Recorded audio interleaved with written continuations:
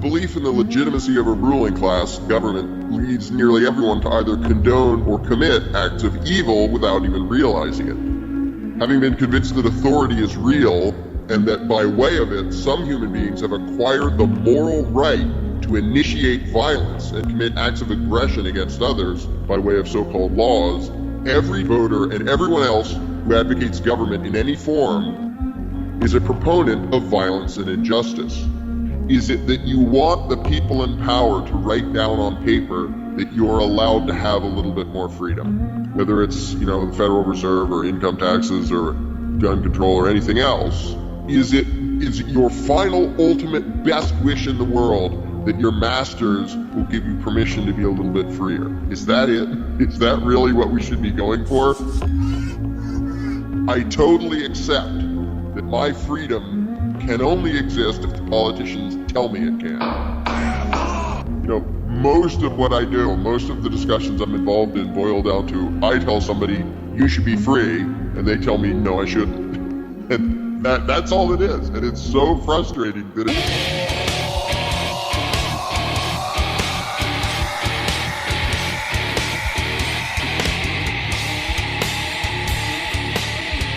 it's not like I'm telling them, you should serve me, and they're resisting. I'm telling them, you shouldn't serve me, you should serve yourself. You should follow your own conscience and be in charge of your own life and act like you own yourself. And some people just react really violently and viciously to me telling them, I think you should be left alone so you can do what you want. You can spend your own money, you can run your own life. If you attack somebody else, they have the right to defend themselves. But short of doing that, you should be in charge of your life. My life is good. And people get so just infuriated at the idea of human beings being free. And it's so sad. I'm telling them, you own yourself. Nobody has the right to take your money and boss you around. And they hate hearing that message. Establishment of unorthodox loyalties which can only lead to thought crime. And that's just, that really is the saddest thing to me. As much as, I bash cops as much as anybody for being cowardly thugs, but they're also victims. They started out as human beings. They're also victims of the cult of authority because it makes them into stupid monsters. And it's like the master thing. If you can convince somebody that they have the right to forcibly dominate everyone around them, what kind of person do you think that's going to make them into? To act the way no normal human being has the right to act. You or I went around randomly stopping people and asking them stuff and stealing money from them because they didn't have a stick on their car that we wanted them to have or something. Everybody would get that's wrong. Human beings don't have the right to do that. But when somebody with a badge is convinced that not only do they have the right to do that, they have the obligation to do that. And it is noble and brave and righteous for them to enforce the law. It's noble and brave and righteous for them to get a machine gun and kick down somebody's front door and drag him away and put him in a cage for 10 years because he grew a plant. The cops who really believe that are made into monsters by way of their own belief in authority. Most people know this instinctively. Most people in their own individual lives, they don't go around trying to violently control all their neighbors and rob everybody they know. Let's say you didn't have a badge. Nobody ordered you to do anything. There wasn't a law. Just what you're doing. Let's say what you are doing right now, you were just doing it yourself. Just because you did it, would it be righteous? If the answer is no, don't do it. Because it doesn't matter what scribbles a politician garbage says this. If you don't have the right to do what you're doing right now all by yourself, without any law, without any authority, without any badge, uniform, any of that, if you did this as a human being, if that would be bad, then it's still bad. Don't do it. If you're a soldier told to kick down people's doors at random and point machine guns at people because you're looking for a bad guy, do you have the right to do that on your own? No authority, no commanding officer, no quote-unquote war? Well, no, I wouldn't. Well, then it's evil. And it will always be evil. And it doesn't matter who wrote it down and who commanded you to do it. It's still evil. And Americans have been trained in such a way that they will do what they absolutely know is evil as long as a perceived authority told them to. Either you're with us or you're with the enemy. Come on, grow a spine, stand up and say, I'm not going to do this. This is is wrong. But people don't want to hear it because they're so trained to believe that obedience is a virtue. People actually cared about the truth and justice. I think the Milgram experiments, Milgram, one of the things that's a prerequisite for carrying out acts that are evil is to shed responsibility from your shoulders and hand it over to the person in charge.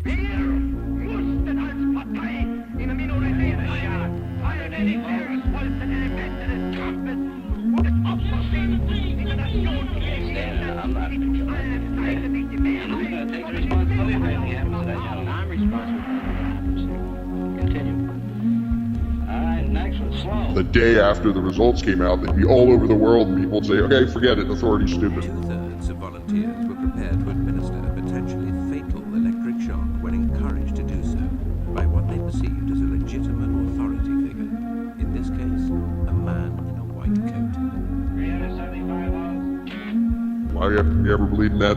I don't know, but obviously it's the most dangerous superstition ever, so let's not do that anymore. If you convince someone they have a right to dominate somebody else, you're not going to be nice to them. As soon as they believe that that's morally justified, even righteous, they're going to act like monsters. If you open a history book and see all the nasty things that happen, it's not because, well, for some reason Germany happened to have 1 million completely evil people in it.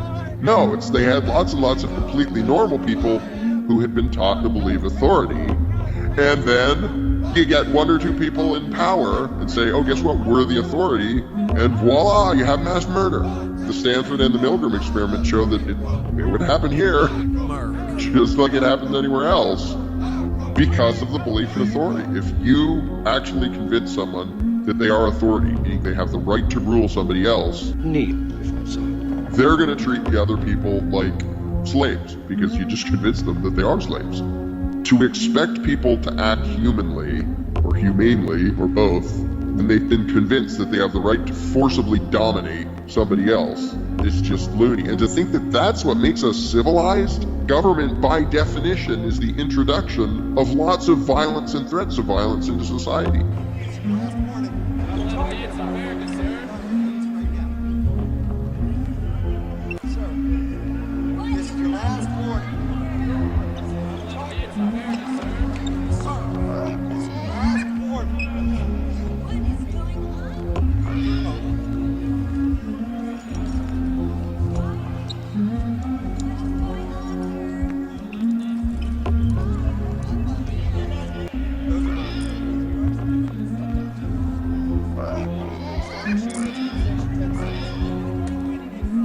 By definition, it's the opposite of civilization. People who vote and say, well, we're going to go vote in this guy who's going to, give us more freedom. And if you still think voting is your voice, then you still think your only power is to beg the masters to please be nice to you. Like, we're going to elect this other master who's going to get in and tell us we can keep more of what we earn. Rise before Zod. You're actually reinforcing and legitimizing the slave mindset, because you're saying, oh, of course they have the right to steal our money. We just want a slave master who's not going to whip us as hard. There's a fundamental, gigantic difference between saying, I want to be owned by somebody who doesn't whip me as hard, and saying, I'm not owned by anybody, I own myself. Voting and people saying, if you don't participate, you can't complain. They're legitimizing their own enslavement. They're also legitimizing my enslavement. I won't advocate that you be robbed if you don't advocate that I be robbed. Very nice. High five. Cool, no more voting. What do you mean? I mean, there isn't anybody you could vote for who isn't going to demand money from me under threat of putting me in a cage if I don't pay. So if you're going to stick to your word that you're not going to advocate that I be robbed, you can't vote anymore. Well, we have to vote for somebody. And what people don't get is they really are, when they go in there and push that button, and if you explain it literally, they have to admit it's true. They know it's true. There's no mystery about this. When they go in and press that button, what they're doing is saying, I want to put this guy whose name is right here, I want to put him in a position of power, and I absolutely know that he is going to use that power to demand money under threat of violence from 100 million of my neighbors to fund his agenda. And everybody knows that. They don't say it that way. They don't even think it that way because they don't want to think it that way. But they all know, the guy you're voting for, he's going to tax people. You know, it might be a little more, a little bit less, or in a little bit different way, but you know he's going to tax people, and you know what's going to happen to the people who don't pay. They're going to be robbed or they're going to be caged or both. But people don't want to admit that you just went in and said, I want this slave master controlling us all. Well, he's not as bad as the other guy. Like, is that really good enough? There's two slave masters, and all you can think of is, well, let's see, which one of them whips us less? How about not be anybody's slave? But that literally doesn't occur to people. To them, that sounds like doing nothing. You mean, don't choose either slave master to whip us and rob us all? What are you, crazy? We have to have a slave master whipping us and robbing us all. And I like that guy, he's better than that guy. And the fact that they're stuck in this completely narrow paradigm, and they imagine that as being this huge important choice. Wow, you gotta vote. This is your choice that determines the future of the country. Doesn't determine anything. Determines which jackboot is going to be on your neck. What difference does that make? Politicians are put there to give you the idea that you have freedom of choice. You don't. You have no choice. You have owners. They own you. They own everything. Either way, there's a jackboot on your neck. They have to be convinced that it is a choice. Because if there was one guy on the ballot, the illusion, the lie would fall apart. Because people would say, well, you're just doing this to us without our consent, without our permission. You're just treating us like animals. But if you put two identical twin tyrannical psychos side by side and say, you get to choose which one of them is going to stomp on you and steal your money, suddenly people imagine that they have the power or something. That, oh, now we're so empowered because I get to choose which jackboot will be on my throat. As if it matters. But the tyrants know they have to give the illusion of choice and power to the people, or the people will just say, yeah, we're not putting up with this anymore. This is insane. We're not your property. Well, you're empowered because you can choose which one of us is going to hit you with this club. That works, and people worship democracy as this great, this is our voice. And, Mark. No, it isn't. It's just you saying, yay, I'm a slave. And if you tell people, yeah, stop doing that, stop agreeing that you're a slave, they say, well, you want us to do nothing? Because they literally cannot imagine owning themselves. The victims of authoritarian aggression are demonized. Like, you're bad if you don't put up with being victimized by quote-unquote legal aggression, as used in the example of drug prohibition. The controllers issue a decree that their subjects may not possess marijuana. I know this, but I'm gonna get you high today. That prohibition is proclaimed to be the law, and any who disobey it are deemed to be criminals. The controllers then spend huge amounts of money, taken from their subjects by way of a different law, to pay for mercenaries, guns, armored vehicles, prisons, and so on, for the sole purpose of taking captive any who are caught disobeying their quote-unquote law. Now consider the perspective of the police officer assigned the duty of enforcing that law, who discovers that someone has been selling marijuana to willing customers. If the quote-unquote officer could objectively consider the situation without the myth of authority distorting his perception, he would immediately see that his job is not only immoral but utterly idiotic and hypocritical. I'm somebody's bitch. His job being to physically capture someone for the purpose of putting that person in a cage for a long time for doing something that was neither fraudulent nor violent. In fact, until the cop showed up, all the people involved, grower, dealer, seller, buyer, user, interacted peacefully and voluntarily. He, the cop, will see himself as the brave, righteous, noble law enforcer as he participates in a paramilitary armed invasion of the person's home and forcibly captures and drags the scofflaw, quote-unquote, away from his friends and family.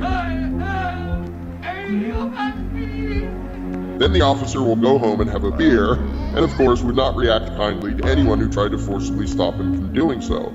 The only difference, which is no real difference at all, is that politicians made up a command about one mind-altering substance, marijuana, and not the other, alcohol. The establishment of unorthodox loyalties which can only lead to thought crime. As a result, the officer will truly believe that using one mind-altering substance is a good, wholesome, all-American behavior, while using another is shady, immoral, and criminal, and even justifies violent assault and kidnapping of the perpetrators. The violence isn't even fail. Tax collection is usually you get a nasty letter that says we'll do nasty things if you don't give us money, and most people hand over the money. The war on drugs is just openly, draconianly, blatantly violent. You know, you have a paramilitary invasion of someone's house for pot. And some people say, oh, you just want it legalized because you want to smoke pot. No, I want it quote-unquote legalized because using violence against someone for smoking a leaf is evil. We are only following orders, nothing more. But people's perceptions are so literally, they can't think. Only an alert and knowledgeable citizen can compel.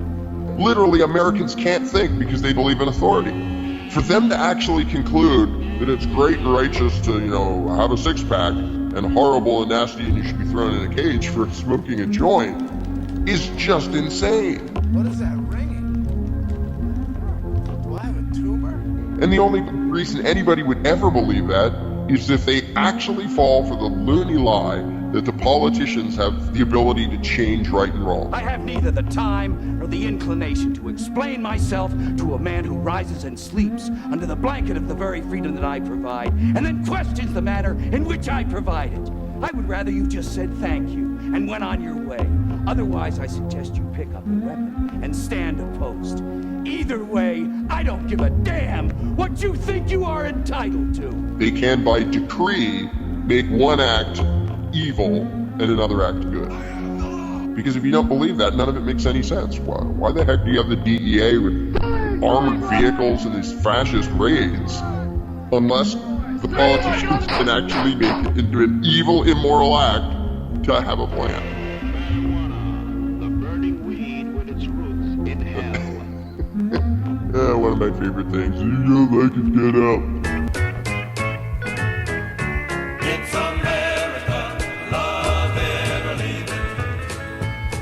Well, I'm getting mighty tired of seeing the hippies running wild and burning down the schools and stepping on the flag. Things are getting out of hand when you read about a man that'll burn his draft card but hang around the pool room and brag.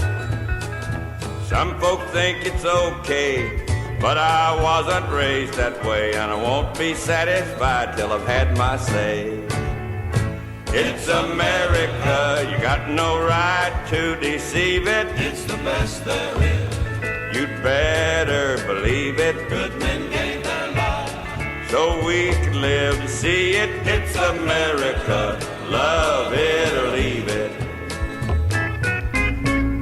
First of all, you know, even historically, that's a little bit, is that what the colonists did? You know, we're having some problems with King George, so we're going to go to Spain or something. I don't have an obligation to leave my house because some stupid person is trying to rob me while I'm living it. But the attitude actually, it gives away a part of the state worship mentality, which is, you know, if somebody's in my living room and I say, hey, I don't like, you know, if you're smoking a stinky cigar or something, don't smoke that here. You know, if you want to smoke it, go out and be on somebody's property who doesn't mind, but you're in my living room. You know, that makes sense. So when the state worshipers say, hey, if you don't like the laws, get out, what they're saying is the politicians own everything and everyone in the country.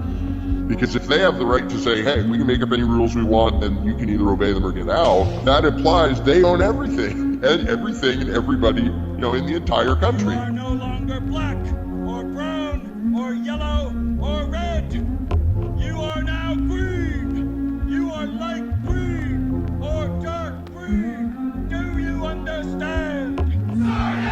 Because if they have the right to kick me out because there's some obscure rule that I don't follow, they own everything, including what I call my house. They own this fucking place. It's a big club, and you ain't in it. So many of these arguments, if you just take government out of the equation, the silliness is immediately apparent. Like people say, well, when you pay taxes, you're just paying for services. Okay, let's say I follow that brilliant method and I say, give me $1,000 or I'll cage you, but I'll give you a kind of stale sandwich after the fact. And hey, you're just paying for services, so it's okay, right? And everybody says, no, that's not okay. Okay, so that's only okay when government does it. Well, no, you agreed to it by being here. All right, so let's try that. I hereby declare that by living in your own house, you agreed to give me half of your paycheck. Now, you didn't really agree, but you didn't have to. I just decided that by living there, you agreed to it. Well, no, you can't do that. And the love it or leave it is, you know, okay, I'm making up that as long as you live in your house, you have to give me $100 a day. And if you don't like my rules, all you have to do is leave your house. Just get out. And nobody accepts that as a rational argument. It doesn't matter what I believe. It only matters what I can prove. So please, don't tell me what I know and don't know I know the law. So all of these bogus statist excuses, everybody recognizes that they don't apply in everyday life. Good morning. Morning. Good morning. Oh, and in case I don't see you, good afternoon, good evening, and good night. I can't just rob you and then give you something, whatever, I steal as much as I want and give you whatever I want. And that's the same as you paying for services. No, it's not. Everybody be cool, this is a robbery! Any of you fucking pricks move! And I'll execute every motherfucking last one of you! And when people try to use that to justify government, it doesn't make any more sense. I like turtles. They really are just fishing for some little shred of rationality that they hope will back up their completely irrational cult belief in government. And they never work. They never, the arguments never stand up to any amount of reason. You fucking dumbass. But they desperately want there to be some sane basis for what they've always believed. So they make up these excuses that don't actually make any sense. We have found the witch, may we burn her?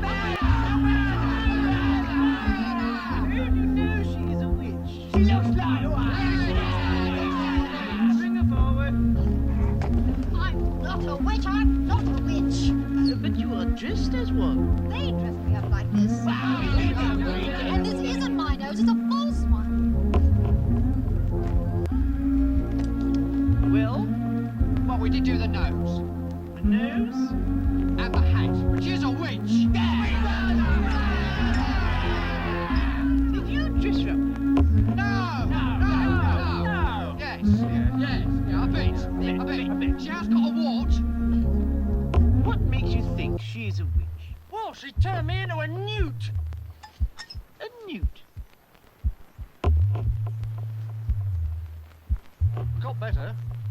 Burn her anyway! Like, your choices are leave the entire country or blindly obey whatever the politicians want to make up on any given day. And they wouldn't accept that from anybody else except government. They don't accept it from me when I say, well, all you have to do is do whatever I say or get out of your house.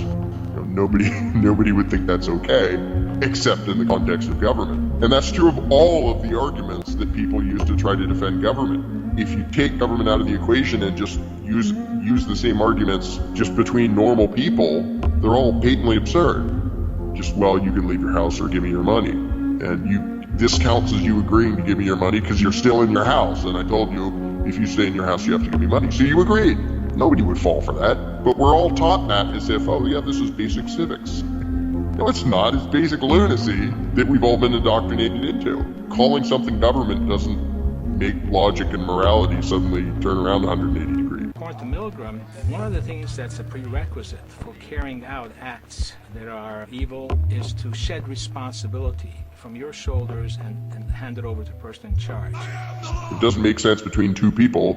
It still doesn't make sense even if you call one of the people government. They desperately want some rational excuse for what really is just a completely irrational superstition. Superstition.